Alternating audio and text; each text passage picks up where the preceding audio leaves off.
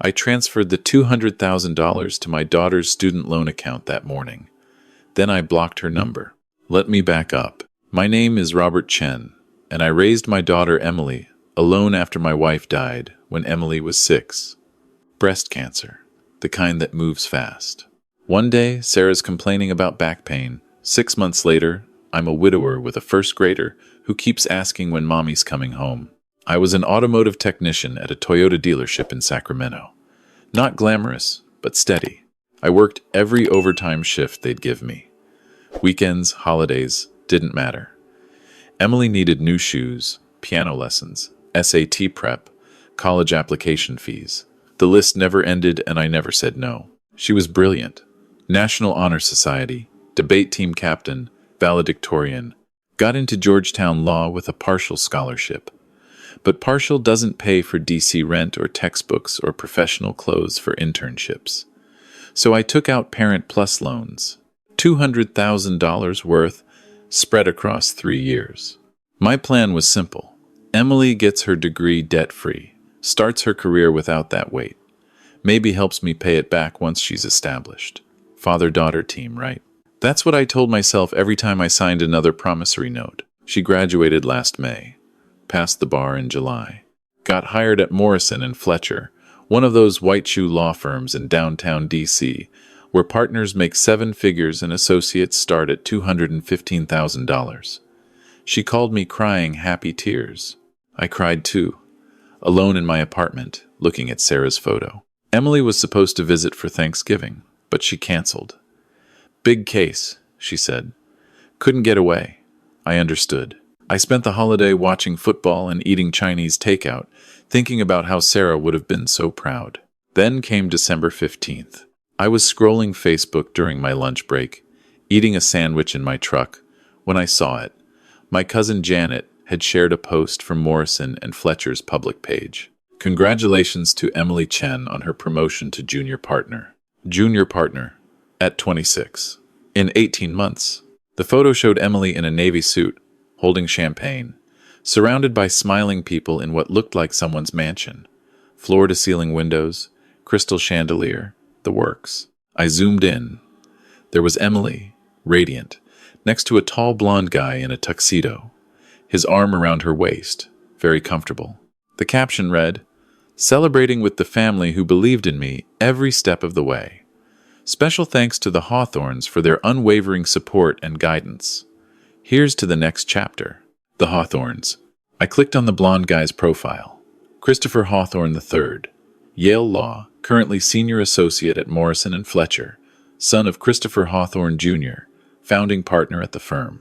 I scrolled through Christopher's photos.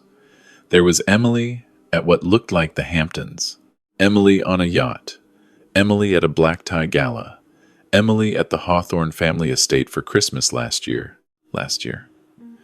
When she told me she was too swamped with work to fly home, I found the Hawthorne family photo from that Christmas. Emily was in it, wearing a red dress I'd never seen, laughing with Christopher's parents by a 12-foot tree. My hands were shaking. I put down my sandwich. I went back to Emily's promotion post, read the caption again. The family who believed in me every step of the way. I scrolled through the 43 comments. Congratulations from colleagues, law school friends, former professors. Christopher's mother had written, "We're so proud of you, darling. You're already like a daughter to us." I kept scrolling. Not one mention of me. Not in the post, not in the comments. I opened Emily's Instagram, which I rarely checked. Her bio read, "Junior partner at Morrison Fletcher, future Mrs. Hawthorne, future Mrs. Hawthorne." I scrolled back 6 months. There was the engagement announcement.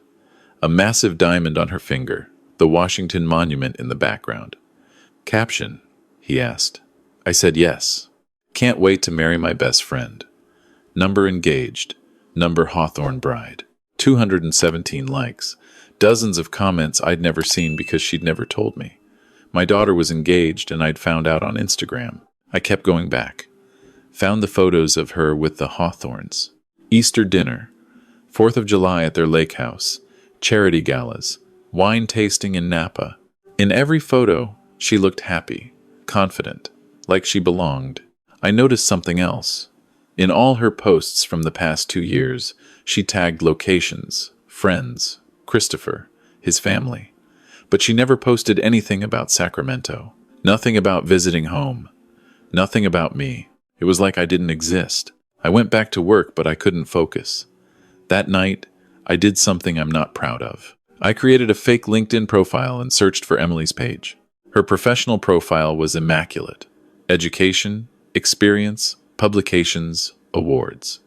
Under family, it listed her hometown as Washington, D.C., not Sacramento. Under About Me, she'd written a long paragraph about her journey to law. Growing up in the nation's capital, I was always drawn to policy and justice.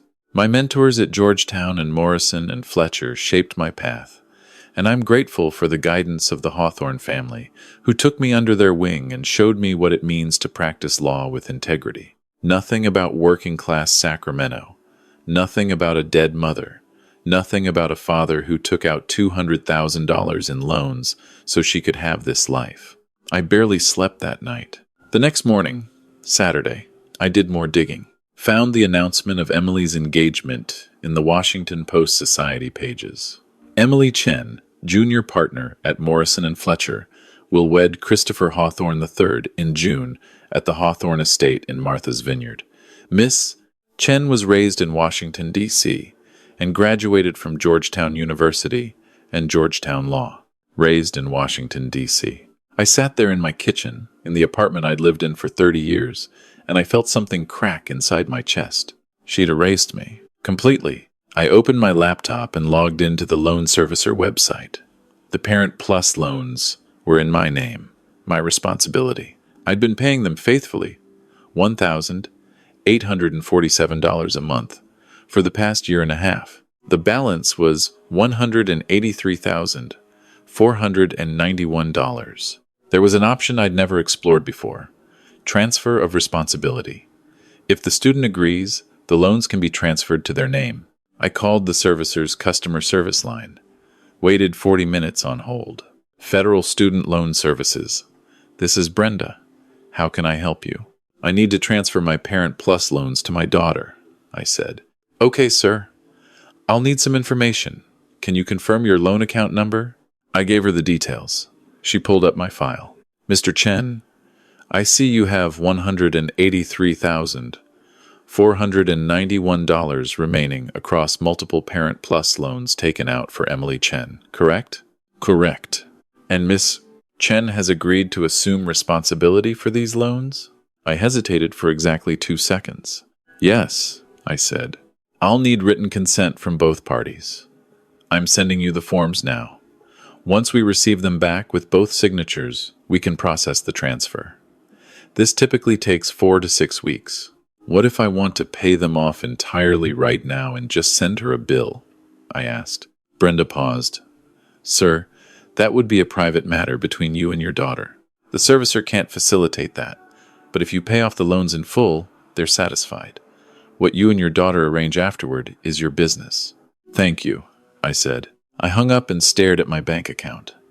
I'd been saving for retirement for 30 years, had about $240,000 in my 401k and savings combined. I'd planned to retire in a few years, maybe travel a little, visit the places Sarah and I had always talked about. I transferred $200,000 to the loan servicer, paid off every cent of Emily's law school debt. Then I opened a new email account, sent Emily an invoice. Dear Emily, I've paid off your law school loans in full. The total amount was $200,000 plus $19,000 in interest. I've paid over the past 18 months. Your total debt to me is $219,000. I expect full repayment within 90 days, or I'll pursue legal action. Regards, Robert Chen.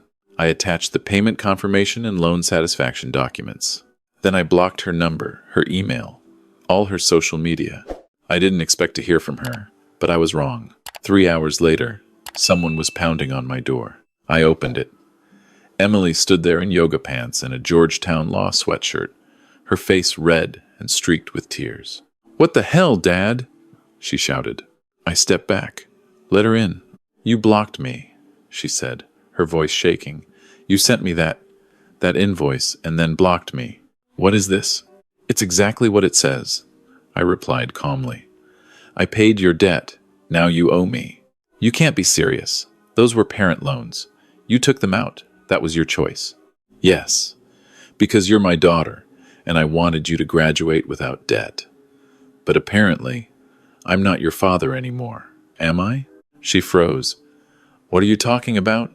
I picked up my phone, pulled up her promotion post on my laptop since she'd blocked me back, turned the screen toward her. The family who believed in me every step of the way, I read aloud. That's the Hawthorns, right? Not the guy who worked 60-hour weeks so you could go to Georgetown? Emily's face went pale. And this, I continued, pulling up the Washington Post announcement. Raised in Washington, D.C. That's interesting, because I could have sworn you grew up in Sacramento, or did I imagine all those years? Dad, I can explain. You're engaged, I said, to a Hawthorne. When were you planning to tell me? Before or after the wedding? She started crying. Real tears, not the manipulative kind. She sank onto my old couch. I was going to tell you, she whispered. When? I don't know. I kept putting it off. It got harder and harder. Why? She looked up at me, and I saw something in her face I'd never seen before. Shame. Because I didn't know how to explain you, she said quietly. The words hit me like a physical blow. Explain me? The Hawthorns are. They're not like us, Dad. Christopher's father is a founding partner. His mother is on the board of the Kennedy Center. They summer in Martha's Vineyard and winter in Aspen. They went to boarding school and Ivy League colleges. Everyone in their circle did. And I'm a mechanic from Sacramento, I said. You're an automotive technician, she corrected automatically, then realized what she'd done. I laughed. It came out bitter. You can't even say mechanic. That's how ashamed you are. I'm not ashamed. You erased me, Emily. From your LinkedIn, your engagement announcement, your promotion celebration. You told the Washington Post you grew up in D.C. You spent Christmas with the Hawthorns last year and told me you were working.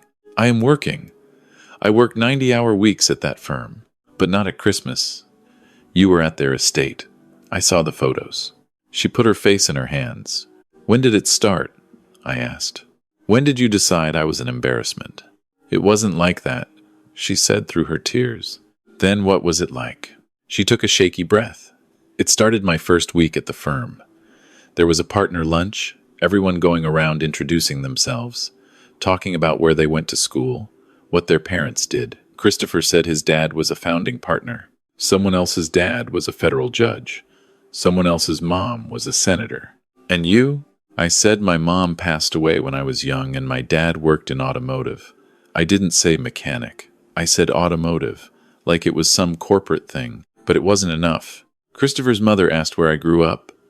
I said California.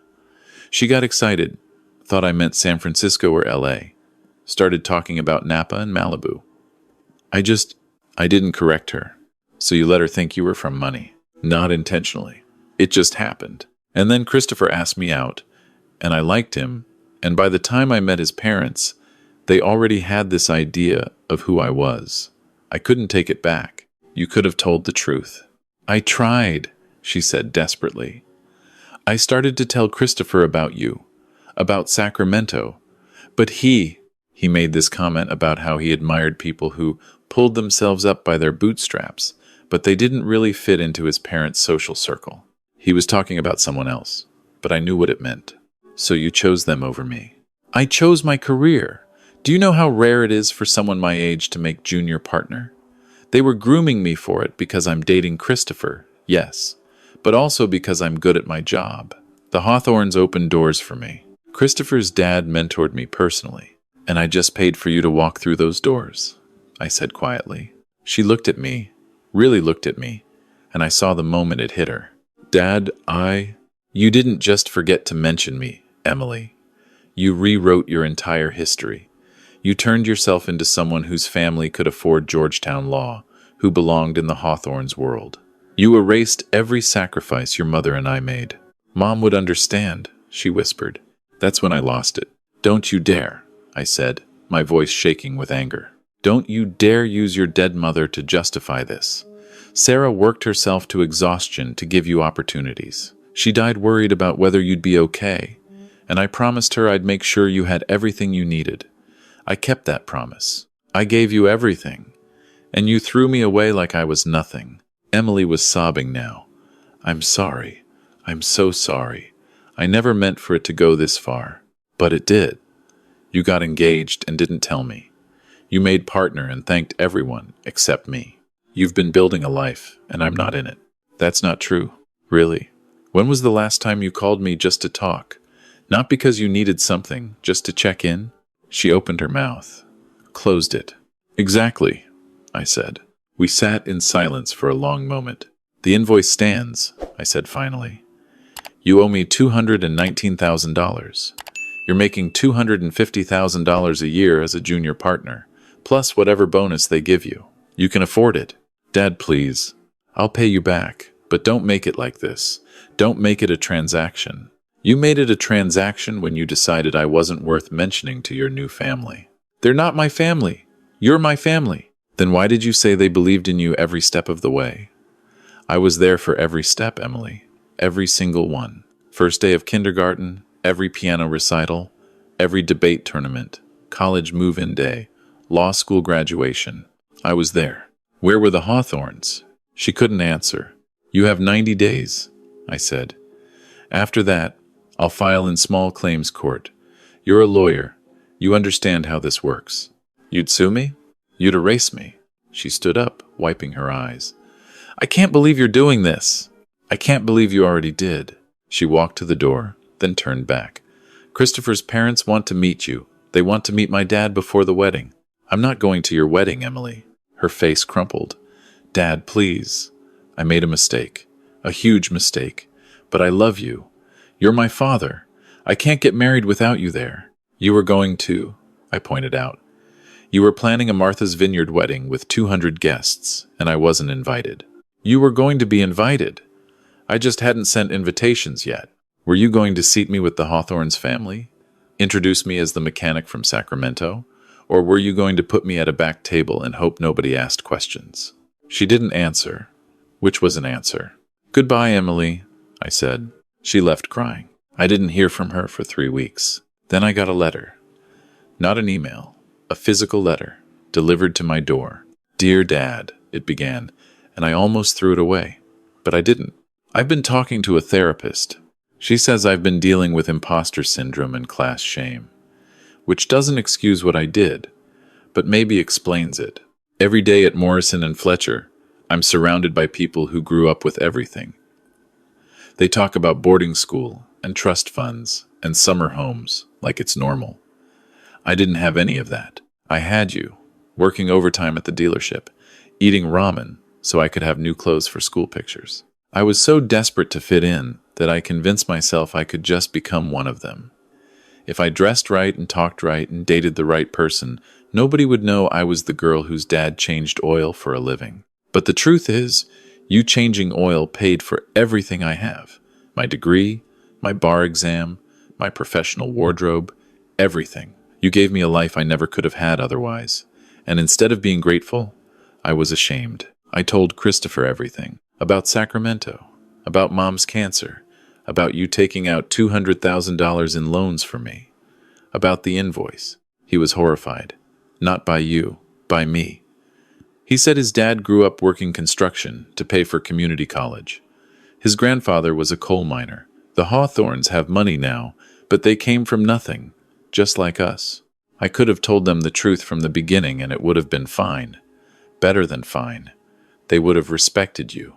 But I was so convinced I needed to hide where I came from that I didn't even give them a chance. Christopher's mother wants to meet you. For real this time. She wants to thank you for raising a daughter who works as hard as I do. She says she can tell I was raised right. I know I don't deserve forgiveness. I know I hurt you in a way that might be unforgivable. But I'm asking anyway. I love you, Dad. I'm sorry I forgot to show it. Love, Emily. I read the letter 3 times. Then I put it in a drawer. A week later, I got a check in the mail for $219,000 from Emily's personal account. There was a note attached, paid in full. I'm sorry it took me this long to pay what I owe. And I don't just mean the money. I didn't cash the check. Instead, I unblocked her number and called her. She answered on the first ring. "Dad? I got your check," I said. "I know it's not enough. I'm not cashing it." Silence. "Emily, I don't want your money. I never wanted your money. I wanted my daughter." I heard her start to cry. "I wanted you to be proud of where you came from," I continued. "Proud of your mom, who fought so hard to stay alive for you. Proud of me, who did his best to fill the hole she left. I wanted you to introduce me to your fiancé and his family and say, 'This is my dad. He's a mechanic, and he's the best man I know.'" "You are," she whispered. "You're the best man I know." "Then act like it," I said. "I don't need you to pay me back financially. I need you to stop being ashamed of me." "I'm not. You were. Maybe you still are a little.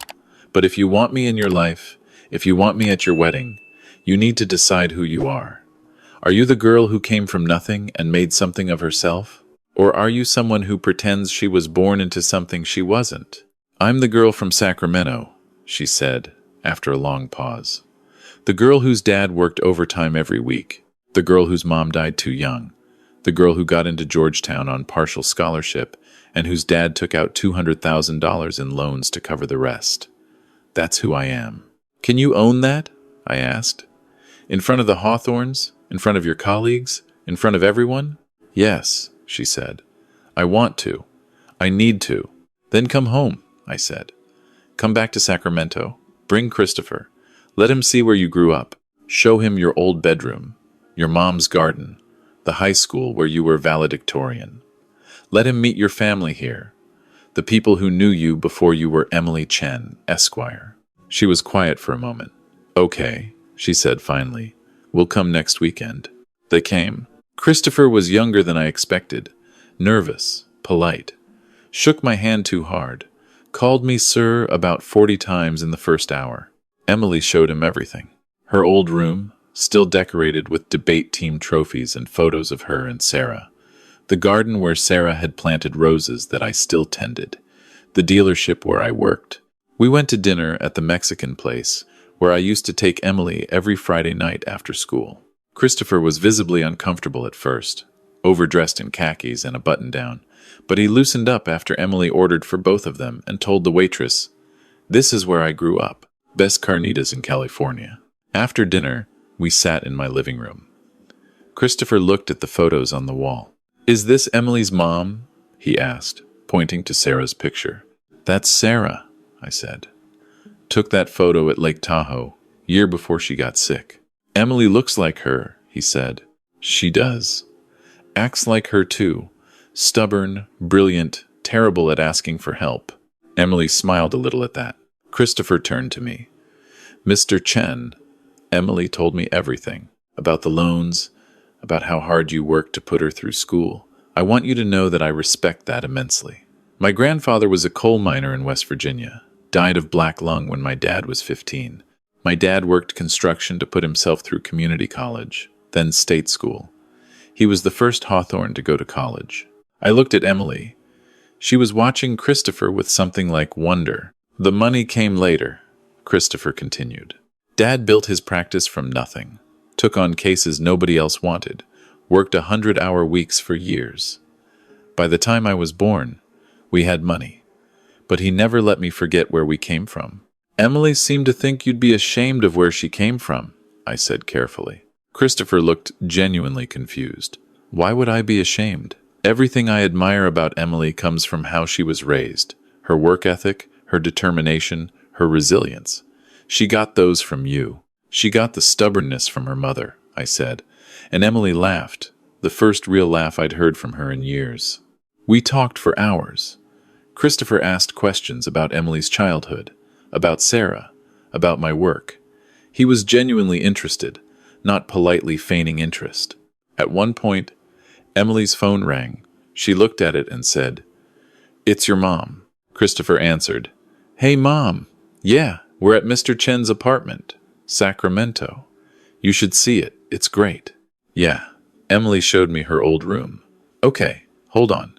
He handed me the phone. "She wants to talk to you." I took the phone hesitantly. "Hello? Mr. Chen. I'm so glad to finally talk to you. I'm Margaret Hawthorne, Christopher's mother. Nice to meet you, Mrs. Hawthorne. Please, call me Margaret. I wanted to apologize to you. Emily told me she'd been hesitant to talk about her family, and I'm afraid I didn't make it easy. I can be a bit presumptuous sometimes, making assumptions about people. I should have asked more questions. It's not your fault, I said. Emily made her own choices.